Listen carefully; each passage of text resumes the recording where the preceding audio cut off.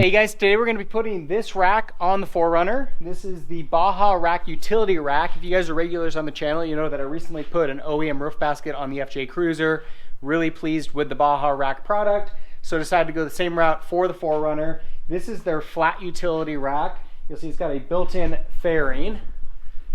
Very nice quality finish. See that it's powder coated. And I think it's going to look pretty good on the 4Runner. Now, one thing that I really like about this rack is that it comes as a single unit. It does have the brackets we've got attached to the roof and then those attached to the rack itself, but there's not a whole lot of assembly required with this. You can see this is the box that it came shipped in. It does make for slightly expensive shipping, but I think it's worth the trade-off of a pretty easy installation and the fact that it's going to be a lot more durable than if you had to put this all together with a bunch of bolts and nuts. So with that, we are going to start by removing the factory roof rails, and then we will get the Baja roof rack installed. The first step of removal on these side rails is we've got these plastic caps at the front and the rear that need to be removed. This is what it looks like on the passenger side. You'll see we've got these little tabs on the inside and outside. They basically are just pushing in, and they're just plastic. So if we can just get a little bit of leverage on this edge, pull it out this direction, it'll pop out of the holes on this side, and then it's easy to get it on the inside. Ideally for this step, you'd want a trim removal tool. You'd think with all these projects that I'm doing on a regular basis that I would have some. I might order some after this actually, just because it's about time. Unfortunately, I don't, so I'm going to be using some flathead screwdrivers. Just want to be careful with the flathead screwdrivers that you don't damage the edge of the rack here or the paint on the vehicle. So we'll take our two flathead screwdrivers here, small one to get us entry on the front. We'll slide in the larger one. So we're just going to pull out here.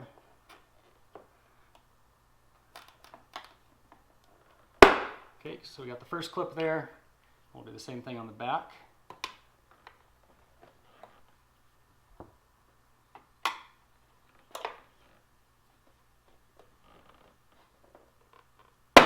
There we go.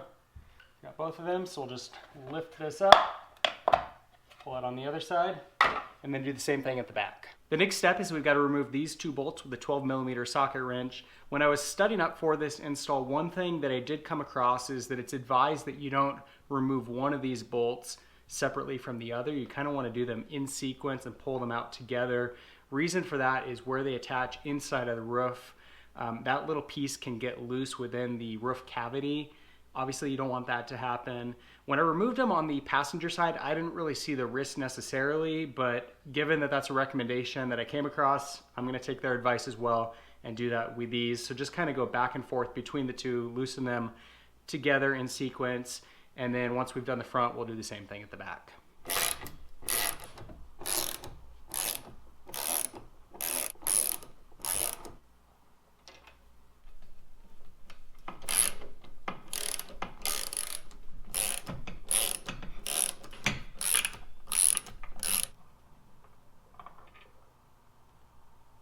And once all four bolts are out, we're just going to gently lift up on the whole side rail, set it aside, and then we're going to clean off at both the front and the rear.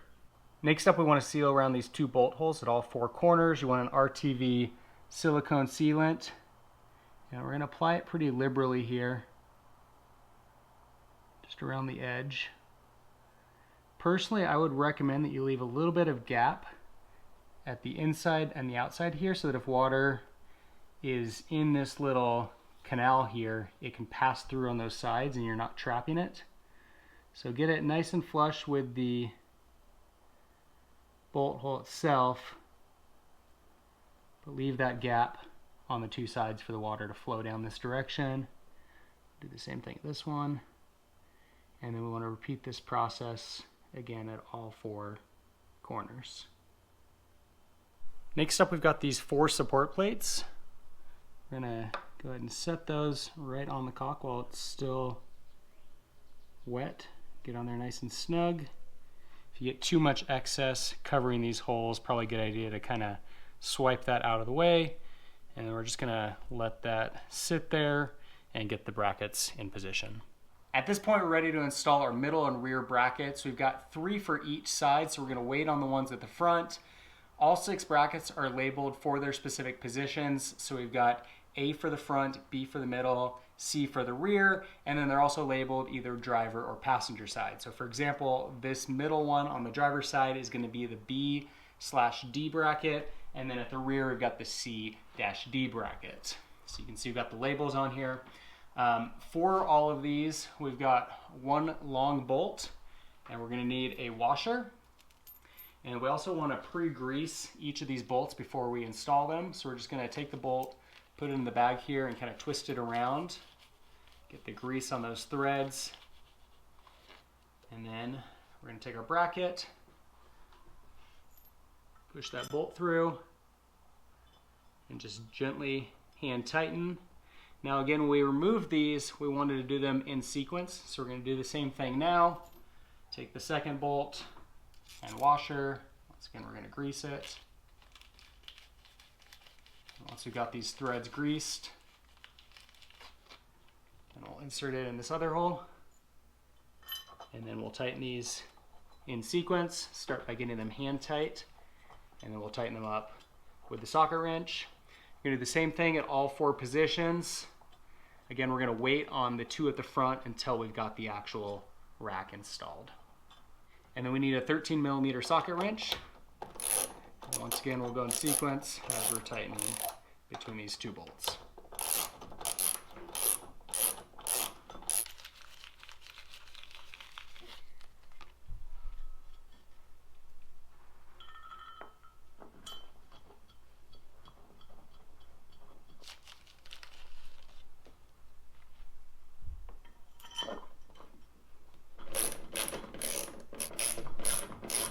The next step is easier said than done because I'm working solo tonight. Ideally, you want to have a friend here to help you with the install, to take the rack and now set it on top of the vehicle. If you guys notice the long, awkward kayak back behind the vehicle, I get that on by myself. I figure if I can get that on, a rack should be no problem either.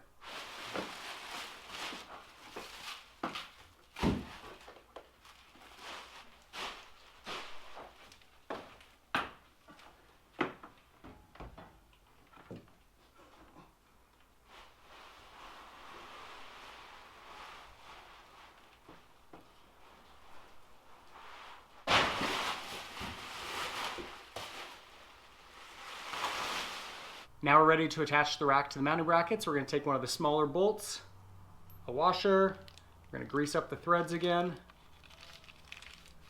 Once we've done that, we're going to insert through the rack, through the mounting bracket. We're going to take another washer, a locking nut, put the washer on first, then the locking nut on the bottom side. And we're going to do this in 8 locations, 2 at each mounting bracket.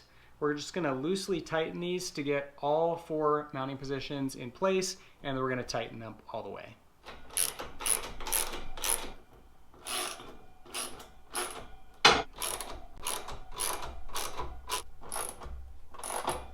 We've got 2 more brackets that are going to be installed on the front driver and passenger side. These are the A brackets, and then labeled D for driver, P for passenger side. We've got 2 parts that go together, and they've got this 3M tape on the bottom that rests on the rain gutter. Recommend that you clean off the rain gutter with some Rogaine alcohol to make sure that you get good adherence. We need to put the 2 pieces together for that bracket. So again, we're going to grab our grease, bolt, and washer. Those threads greased up.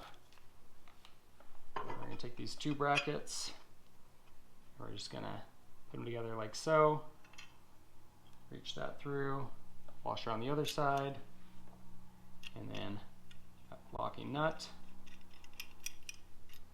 I'm going to go ahead and install both of those hand tight. Then we'll tighten them up with 13mm socket wrench and a 13mm wrench on the back side as well. Once we get these tight, then we're going to be ready to install. Now before we take the 3M tape off, I'm going to go ahead and just test it out, make sure that all looks good. Recommend that you get the bracket installed on the other side as well for this step. I haven't taken the 3M tape off on that side either. I wanted to make sure that we were good on both sides before I did that. Looks like all is well, so I'm going to go ahead and pull this back out again, pull off the 3M tape, and then we're going to slide this in. twist it down. And we've got our last bolt to install on this side. And we'll take a bolt and washer, grease it up.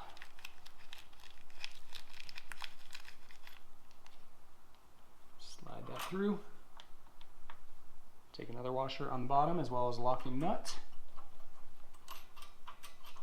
Start by getting this hand tight.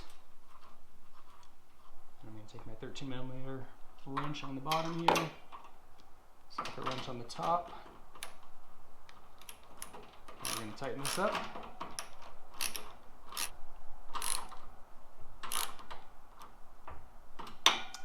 All right, now that this side's done, we're going to do the same thing on the passenger side, and the rack's complete.